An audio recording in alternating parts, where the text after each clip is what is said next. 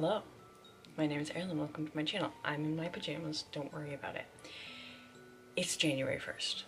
I have decided not to film my 2024 reading goals. I just don't want to do it. I put all my books on my shelves. There's shelves everywhere. And that's not something I want to do. So welcome to this video, which is me basically, all the books I'm reading for this month. Harry Potter and the Prisoner of Azkaban. I am currently at, I think it's chapter 7. Yes, chapter 7. I started this on December 27th because I knew I wasn't going to be able to finish it within a week and I wanted to take my time reading it. So that's what we're reading for the first week. I plan to read 4 books this month, a book a week, hopefully. But yeah, this is the book we're starting with. I'm gonna do like a little tiny review at the end. I'm also using my reading journal that I got. But yes, I'm very excited to continue reading this. It's been very good so far. There's so much foreshadowing. I'm a big fan of the movies, so that's fun. But yeah, if you want to stick around to see me read and hear a few little short reviews from me about each of the books I read, that would be great. You can also follow me on my story graph, and which is Eirelynbird, I think. But yeah. And also, my books are on Storygraph and Goodreads, so you can, if you get my book, you can, like, review it. But yeah, this is the book we're starting with.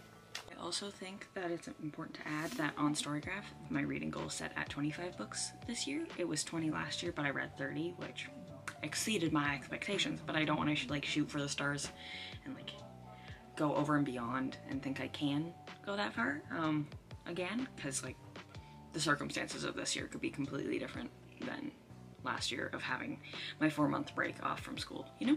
But starting this off, it's The Boggart in the Wardrobe, so I'm excited to, you know, see that. But all the fun little pop-outs have been awesome to look at. Like, it's just the Mina Lima editions make the books so magical.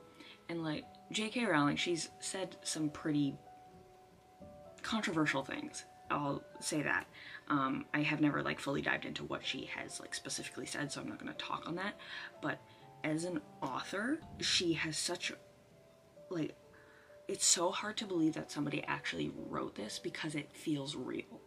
And I think a lot of people can agree on that. Like, it feels like something, like, it feels real, like you're living it. Like, I don't know how else to explain it, but it doesn't feel like a story. Like, it feels like I could step into this book and I know these people. And that doesn't happen with a lot of books as often anymore. And like, that's like something that I want to strive for my fantasy books.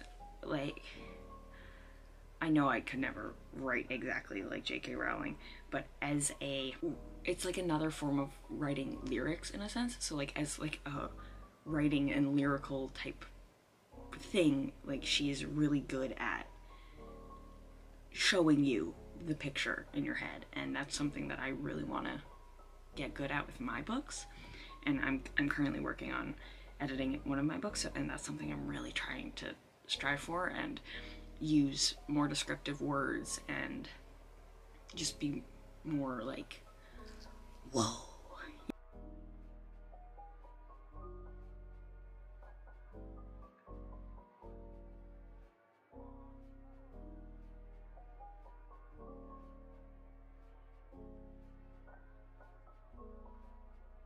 I thought Crookshanks came into the book a lot sooner than he had, but who knows. I'm gonna write in my reading journal for a second because I want to add in that bit of information because I find that interesting. So I just finished the chapter where he, like, it's the Quidditch match, and then he gets, like, the Dementors come on the grounds and whatnot, and his broom breaks. And, like, there's so much more emphasis in the books about Harry's love for Quidditch and how it's, like, his thing where it's his and it has no ties with Voldemort or anything, and he can just be in it and it can be his. And it just, like, it's sad that it's broken, and you can, like, I don't know, it's just sad. And like in the movies it was like, oh no, his broom's broken, but in the books it's like, oh, his one thing that was his is broken. And like there's a different emphasis on it, which makes me sad. But I'm on chapter 10. Okay, so you're telling me one of the most iconic, whoa, camera, you're telling me one of the most iconic things, the Marauders map, does not actually, isn't supposed to have red writing? Great Carly green words. No, it's supposed to be, it's red. I wouldn't, why would we be happy? Also, there's the map. Oh, that's cool.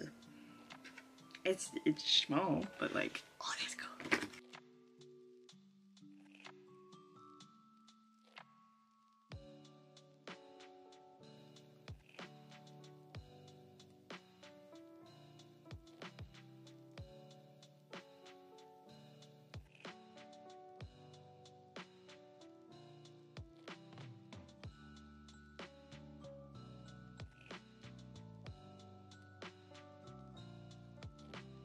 Okay, I finished the book. It's the 2nd of January, and also this shirt, I don't think my mom bought it. I don't know if it's for 20-year-olds,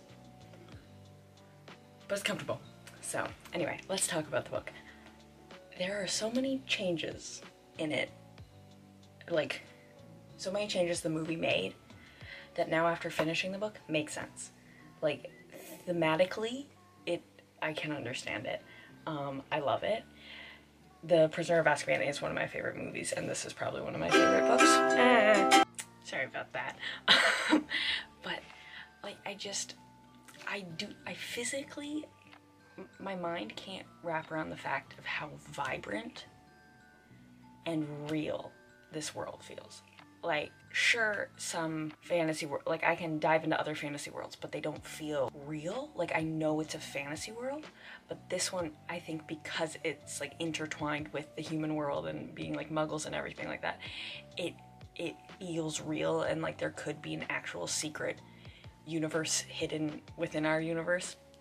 And it just, I love it. This is my favorite book so far. They better come out with the Goblet of Fire this year. I need it. Also, like, this artwork, you cannot see that at all. It's the thing. Also, the time turner, pretty cool. It spins. But yeah, beautiful. It's the artwork. I love it. I love how like there's like little swirls on this, and it all connects.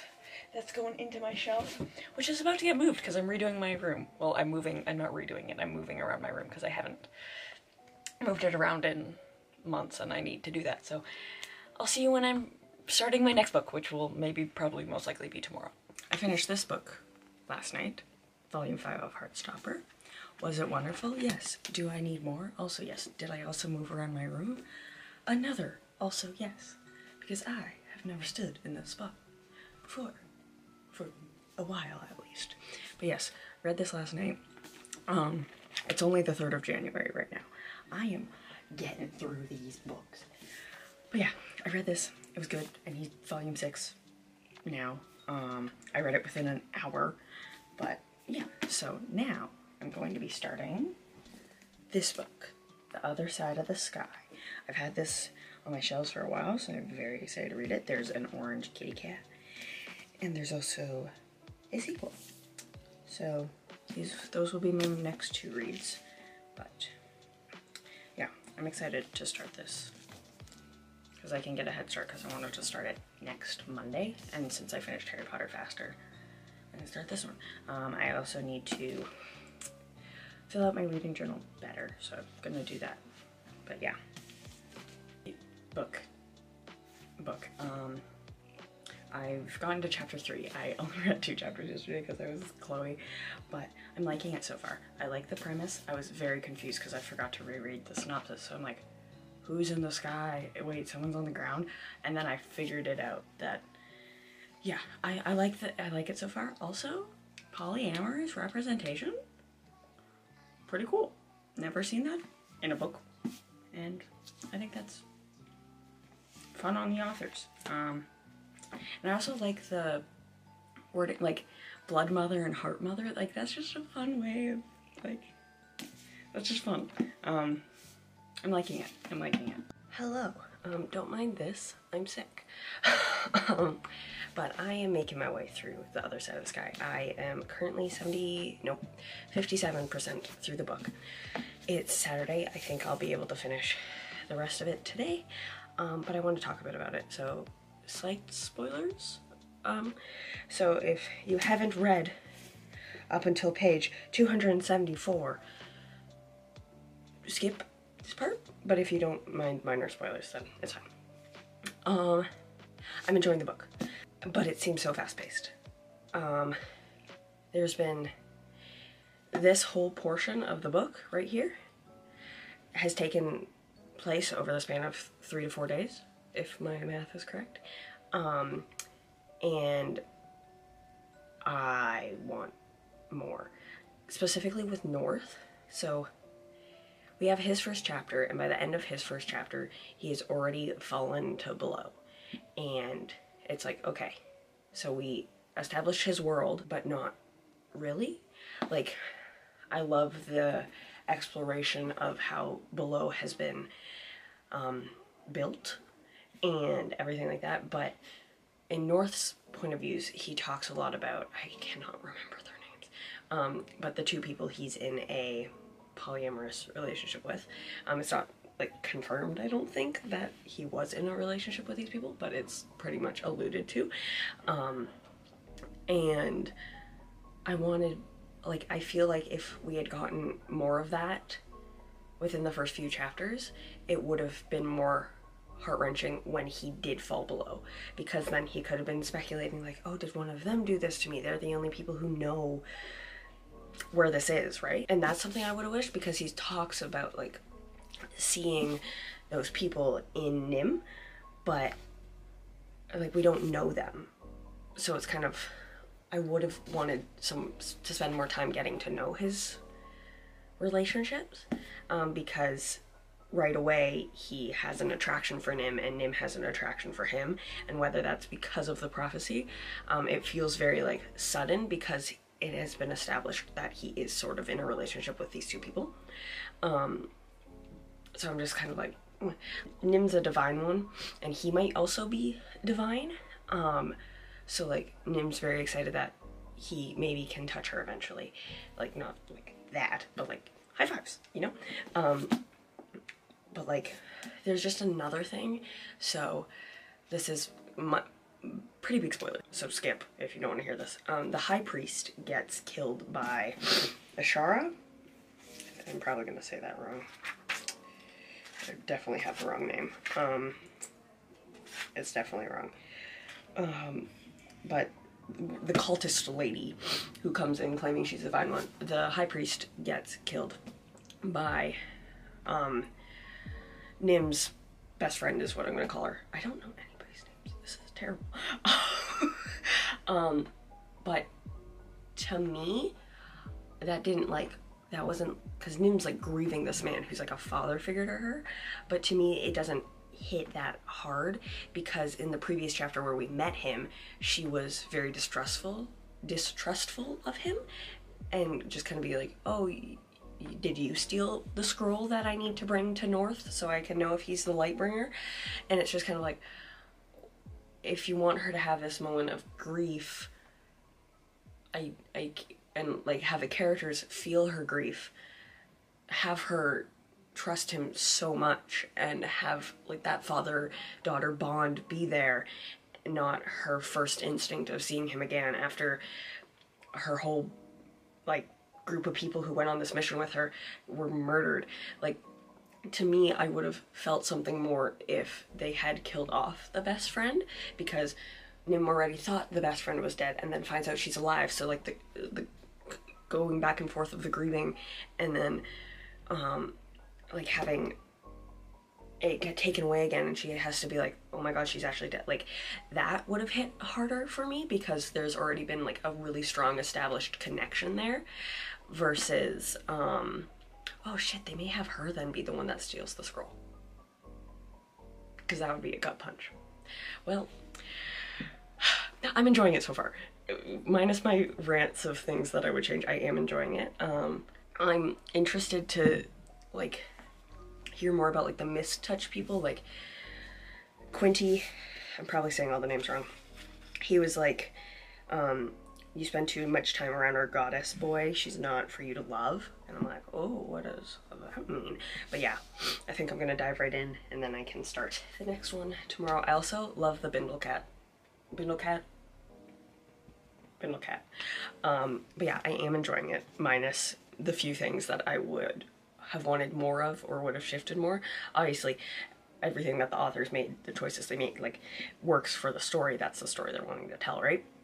And it probably makes more sense politically in this story to kill the High Priest, because, like, the High Priest is, like, the protector of scouting out who the Divine Ones are, basically, if I've gathered that correctly, because I've read it over such short stouts of time over the past week. Like, I'm not getting, like, full story, you know? But, yeah, I am enjoying it. There was also an eyeball on the door. Like, there's so many, like, little things where I'm like, what does it mean? Also, I don't trust the librarian, like, the archivist. Something doesn't feel right about him, and yeah, but I'm gonna read. Just need to say something quickly. The book is written by 2 authors. I just wish they would tell me which author wrote which character, because I like North's writing style, and I'd love to read more books from that author, but I don't know which author wrote it. And I'm like, ugh. So North is going more in depth about like his relationship with, I'm gonna say their names wrong,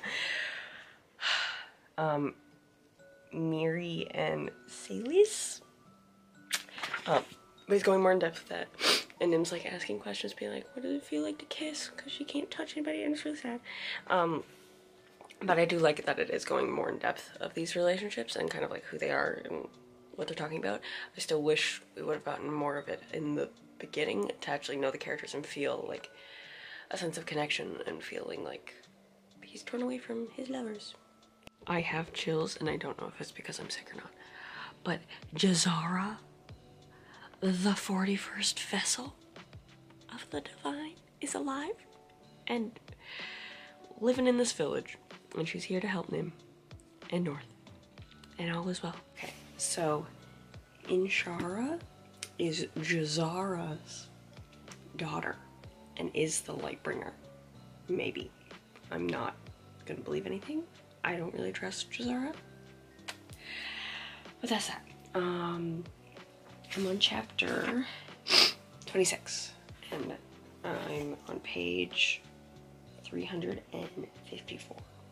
And Nim is just kind of realizing her divinity may not be real, but North is being very respectful and being like, just in case it is, we're still not gonna touch, because we will never know if you actually are divine or not, and you've believed so much in your faith that I don't want to make you not believe in it and realize you made a terrible mistake. So that's very nice of him. Nim's the Lightbringer? But then how did North's blood activate it? So I have a theory. I'm almost done the first book, and I doubt we get our answers here in this book until like the second book, if this is an actual thing. But we just found out that Jazara, like, man was a Cloudlander, like North, and that's how she was able to like recognize him. So what if, because like the Cloudlander's gone, like he went away, right? So what if he found his way back up to the Cloudlands, then was the donor for North, because the donor really I don't remember his name, really likes like Below, and he's really obsessed with it. And what if it's like because he's trying to find a way back to her, and what if he sabotaged the plane to go down? I just finished the book. She's up in the Cloudlands. He's below. Matthias is definitely not his name. The archive dude is the sentinel dude. I need to start the next book, but I'm first gonna write my little review. That was good. That was good. That was good. I love it. And I want to know, I call it that the man who fell below 20 years ago and then went back up 20 years ago is North's biological dad. I call it. Hello. It's the next day. I'm feeling a lot more sick, but we're going to be starting Beyond the End of the World, which is the sequel to The Other Side of the Sky, which is a book I finished yesterday. But to you, I finished it a second ago.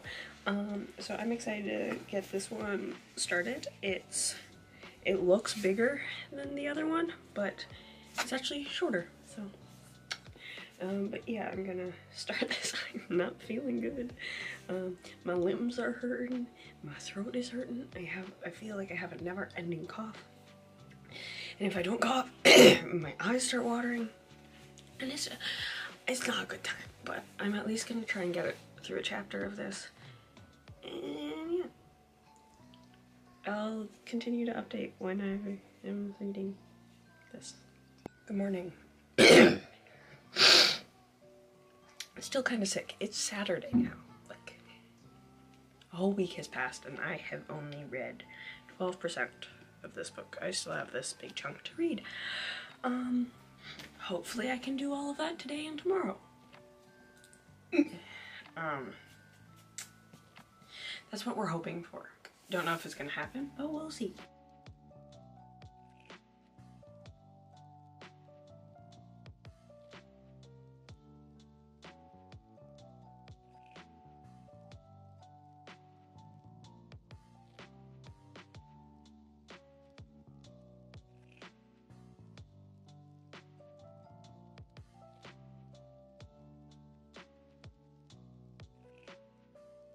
Hello. It's the 27th today. Still on this book. I am 59% through. I can easily finish it today. But motivation. It's a low one right now. But yeah, we'll see how. So, little spoilers for what's occurred. Above just landed on top of the temple below. And Shara is like, war! Everybody's like, eh! I want Nim and North to at least high five.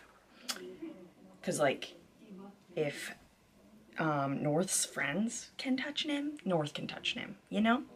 But he doesn't know that, so. But yeah, okay. If I also don't finish this by tonight, I'm starting the next book that I want to read. And I'm just going to read both of them at the same time.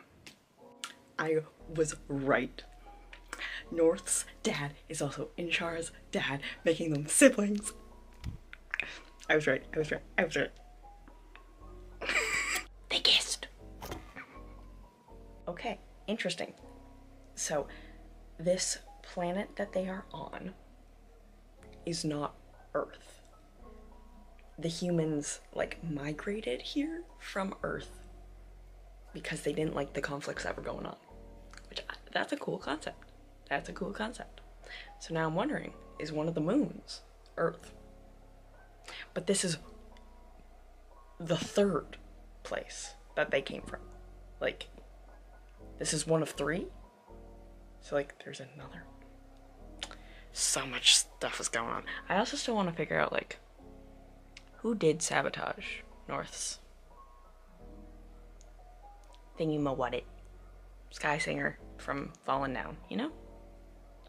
These are the important questions we need answers to. Okay, so I could fully believe that North's dad, I haven't finished the chapter yet, but I could fully believe that North's dad is the reason his glider fell, right? Because, like, he liked the ground, but it wouldn't make sense that he wants to destroy the royal bloodline.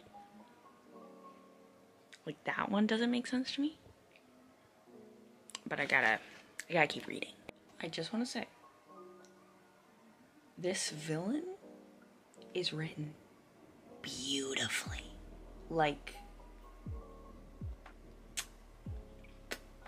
I'm not done yet. I'm so close, but like, I just had a thought. So Talamar, I hope I'm saying his name right. Him saying to Inshara, I don't know, villain, being like, I am the Lightbringer.